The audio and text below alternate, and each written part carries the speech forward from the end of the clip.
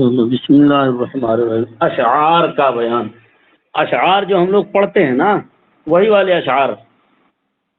جو شعر کہے جاتے ہیں، شعر اسی کا بیان ہے۔ شعر پڑھنا کیسا ہے، کیسا نہیں ہے، شعر کیسے ہوتے ہیں، ثواب ملتا ہے کہ نہیں ملتا ہے، الگ الگ شعر ہوتے ہیں نا، ہر طرح کے اشعار ہوتے ہیں، کیسے پڑھنا چاہیے کیسے نہیں پڑھنا چاہیے۔ اللہ عز و جل قرآن مجید میں ارشاد فرماتا ہے وَالشُّعَرَاءُ يَتَّبِعُهُمُ الْغَاوُونَ أَلَمْ تَرَ أَنَّهُمْ فِي كُلِّ وَادٍ يَهِيمُونَ وَأَنَّهُمْ يَقُولُونَ مَا لَا يَفْعَلُونَ إِلَّا الَّذِينَ آمَنُوا وَعَمِلُوا الصَّالِحَاتِ وَذَكَرُوا اللَّهَ كَثِيرًا وَانتَصَرُوا مِن بَعْدِ مَا ظُلِمُوا، اور شاعروں کی پیروی گمراہ کرتے ہیں۔ کیا تو نے نہ دیکھا کہ وہ ہر نالے میں بھٹکتے پھرتے ہیں، اور وہ کہتے ہیں جو نہیں کرتے، مگر وہ جو ایمان لائے اور اچھے کام کیے اور بکثرت اللہ کی یاد کی اور بدلہ لیا اس کے بعد کہ ان پر ظلم ہوا، یعنی ان کے لیے وہ حکم نہیں۔ حدیث نمبر 1 صحیح بخاری میں ابی بن کعب رضی اللہ تعالیٰ عنہ سے مروی کہ نبی کریم صلی اللہ علیہ وسلم نے فرمایا بعض اشعار حکمت ہیں، بعض اشعار حکمت ہیں، کچھ شعر ایسے ہوتے ہیں جو بڑی حکمت و دانائی کی باتیں جن میں ہوتی ہیں، سمجھ رہے ہیں، اور لوگ کافی متاثر ہوتے ہیں اس سے۔ اے سرکار کی عطا میں کیا ہے، وہ سرکار میں نلا ہے نہ حاجت اگر کی ہے، یعنی حضور صلی اللہ علیہ وسلم کی بارگاہ ایسی ہے کہ وہاں پر لا نہیں ہے، لفظ لا مانے ہوتا ہے نہیں، لا مانے نہیں عربی میں ہوتا ہے، یعنی وہاں اگر کوئی چیز مانگی جائے تو نہیں کا تو لفظ ہی نہیں ہے، اور اگر مگر بھی نہیں ہے، اگر تم واپس کر دو گے تو دوں گا، اگر یہ کام کرو گے تو دوں گا، اگر وہ کام کرو گے تو دوں گا، ایسا کچھ بھی نہیں ہے، بلکہ آپ جاؤ لے کے چلے آؤ، نہ کوئی پوچھنے والا ہے نہ پانچنے والا ہے، کچھ نہیں ہے۔ تو نبی کریم صلی اللہ علیہ وسلم نے فرمایا بعض اشعار حکمت ہیں، بڑی حکمت کی باتیں ان میں چھپی رہتی ہیں۔ صحیح بخاری و مسلم میں برا رضی اللہ تعالیٰ عنہ سے مروی کہ نبی کریم صلی اللہ علیہ وسلم نے حسان بن ثابت رضی اللہ تعالیٰ عنہ سے فرمایا کہ مشرکین کی ہجو کرو، یعنی برائی کرو اور ہج کرو،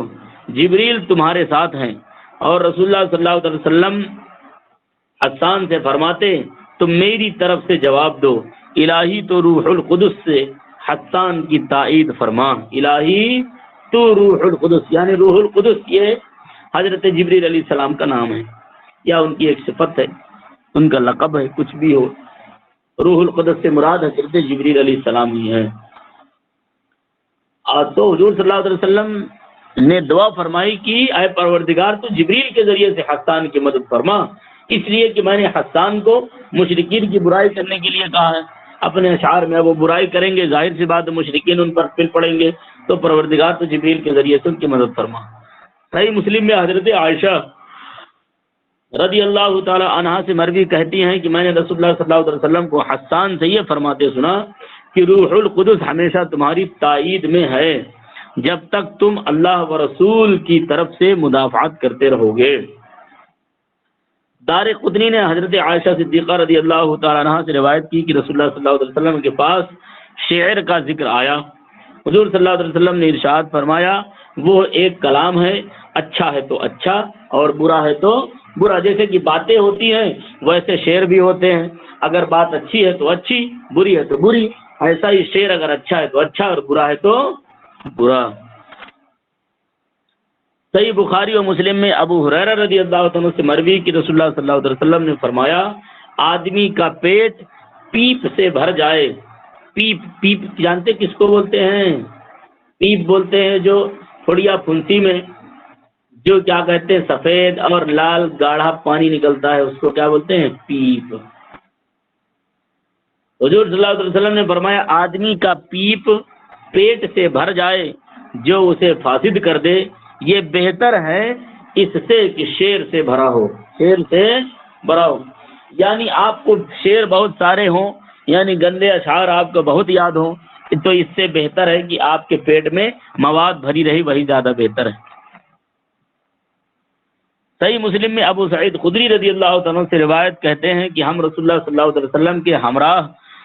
عرج میں جا رہے تھے، یعنی بلندی میں اوپر چڑھ رہے تھے، ایک شاعر شعر پڑھتا ہوا سامنے آیا، حضور صلی اللہ علیہ وسلم نے فرمایا شیطان کو پکڑو، آدمی کا جوف پیپ سے بھرا ہوا ہو، یہ اس سے بہتر ہے کہ شعر سے بھرا ہو۔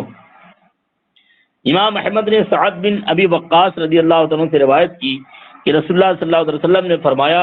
قیامت قائم نہ ہوگی جب تک ایسے لوگ ظاہر نہ ہوں جو اپنی زبانوں کے ذریعے سے کھائیں گے جس طرح گائے اپنی زبان سے کھاتی ہے، یعنی ان کا ذریعہ رزق لوگوں کی تعریف و مذمت کرنا ہے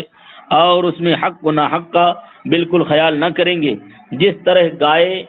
اس کا خیال نہیں کرتی کہ یہ چیز مفید ہے یا مضر، جو چیز زبان کے سامنے آ گئی کھا گئی۔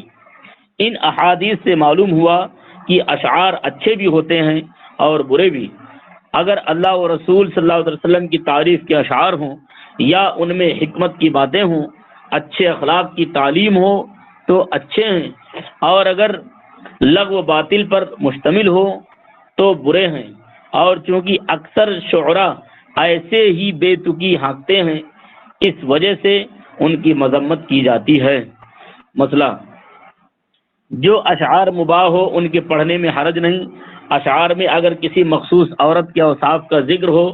اور وہ زندہ ہو تو پڑھنا مکروہ ہے، اور مر چکی ہو یا خاص عورت کا ذکر نہ ہو تو پڑھنا جائز ہے۔ شعر میں لڑکے کا ذکر ہو تو وہی حکم ہے جو عورت کے متعلق اشعار کا ہے۔ اشعار کے پڑھنے سے اگر یہ مقصود ہو کہ ان کے ذریعہ سے تفسیر و حدیث میں مدد ملے، یعنی عرب کے محاورات اور اسلوب کلام پر مطلع ہو، جیسا کہ شعراء جاہلیت کے کلام سے استدلال کیا جاتا ہے، تو اس میں کوئی حرج نہیں ہے۔